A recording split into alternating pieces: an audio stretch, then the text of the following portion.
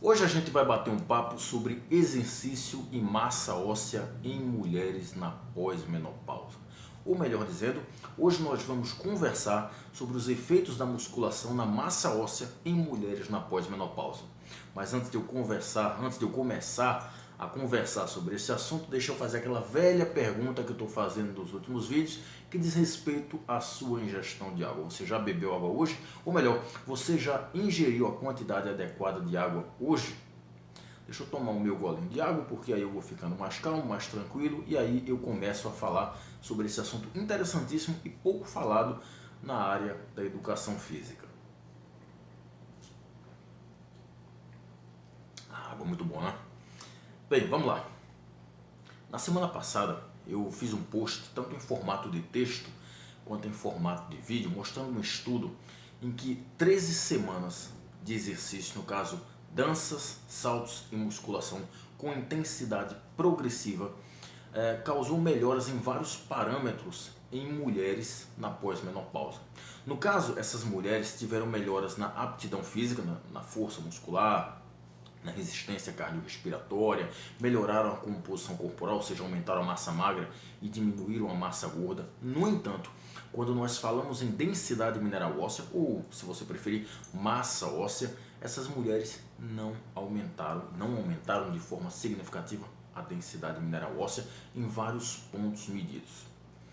Muito bem, pois hoje eu venho exatamente falar o contrário, que o exercício físico, especificamente o treinamento resistido, que você conhece por musculação, causou aumentos significativos e clinicamente relevantes em mulheres na pós-menopausa. Bem, vamos lá, vamos começar. Tem um estudo que foi publicado por pesquisadores alemães no ano de 2020. Esse estudo ele foi publicado na Osteoporosis International. Foi um estudo de revisão onde eles pegaram 17 estudos, claro, que investigavam os efeitos da musculação realizada de forma progressiva, com aumento progressivo da intensidade, na densidade mineral óssea de mulheres na pós-menopausa. E aí, esses 17 estudos usaram máquinas de musculação, pesos livres, pilates, que é uma das modalidades do treinamento resistido, porque quando eu falo treinamento resistido, geralmente eu falo no sentido de que a musculação é igual ao treinamento resistido. Não, a musculação é uma das modalidades do treinamento resistido, mas o pilates também é uma outra modalidade, tá? Elas usaram também bandas elásticas. Como foram 17 estudos, cada estudo usou uma intervenção diferente. Então teve estudo que usou máquinas e pesos livres, houve estudos que usou apenas pesos livres, houve estudos que usaram só o pilates, outros usaram bandas elásticas e por aí vai. Enfim, todos usaram o treinamento resistido. As intervenções variaram entre 6 meses a 2 anos de intervenção. A média da frequência semanal de treinamento girava em torno de 3 vezes por semana. Tinham estudos que usaram intensidades baixas, por exemplo, 30% ou até menos de 30% em 1RM, e estudos que usavam intensidades altas, por exemplo, 80% de 1RM. E o que é que esses estudos verificaram? Que houve melhoras significativas e clinicamente relevantes na densidade mineral óssea da coluna lombar, do colo do fêmur e do quadril total. Agora vamos falar na porcentagem de aumento. Presta bem atenção. A coluna lombar teve um aumento na densidade mineral óssea de 0,54%. O colo do fêmur, 0,22%. E o quadril total, 0,48%. Você deve estar se perguntando como é que um valor desse, menor do que 1%, é significativo e clinicamente relevante. Eu falo disso no finalzinho do vídeo quando eu for fazer as considerações. E falando em considerações, agora vamos lá.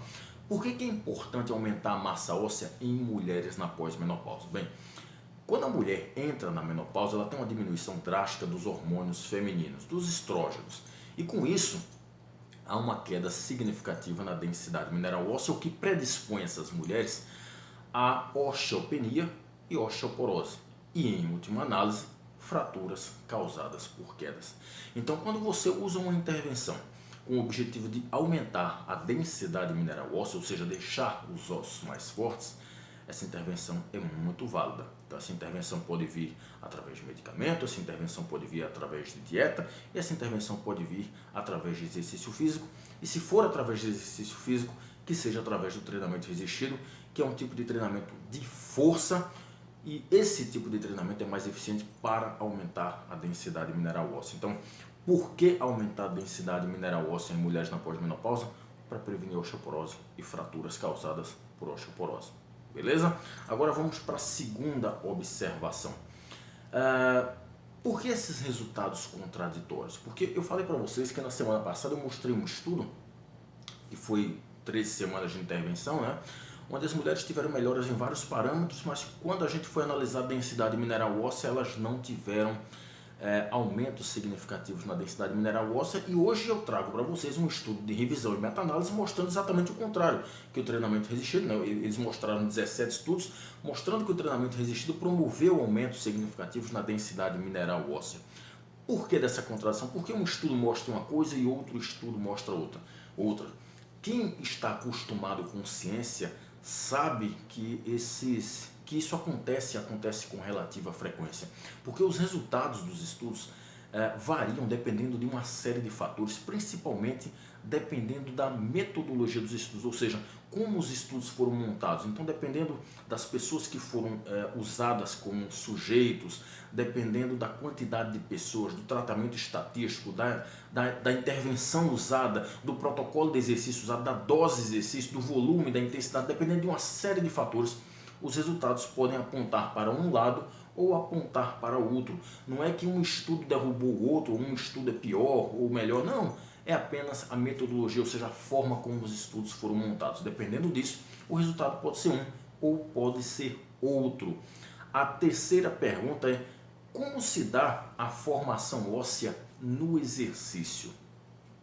Como é que acontece a formação óssea induzida por exercício? Bem, o mecanismo é muito complexo, mas ao que tudo indica, quando você faz exercício físico, principalmente exercícios de impacto e de força, e o treinamento resistido está incluído nos exercícios de força, você tem um aumento na atividade das células osteoblásticas, ou seja, as células que fabricam o osso, e uma diminuição nas células osteoclásticas, que são as células que removem o osso. Então, quando você tem um aumento na atividade das células osteoblásticas, uma diminuição nas atividades das células osteoclásticas, você tem aumento na densidade mineral óssea, você tem aumento na massa óssea, resumindo, seus ossos ficam mais fortes, e essa é uma maneira bem eficiente de se prevenir a osteopenia, a osteoporose e, em última análise, fraturas por quedas e fraturas provocadas pela osteoporose. E para terminar, a última consideração: menos de 1%, isso é relevante, porque se você lembrar dos valores de aumentos na densidade mineral óssea que eu mostrei aqui nesse estudo, todos foram 0, alguma coisa. Isso é estatisticamente significativo? Isso é clinicamente relevante? Bem, sobre essa questão de ser estatisticamente significativo, isso depende do tipo de tratamento estatístico que os estudos usam. Esquece isso. Isso é clinicamente relevante? Sim.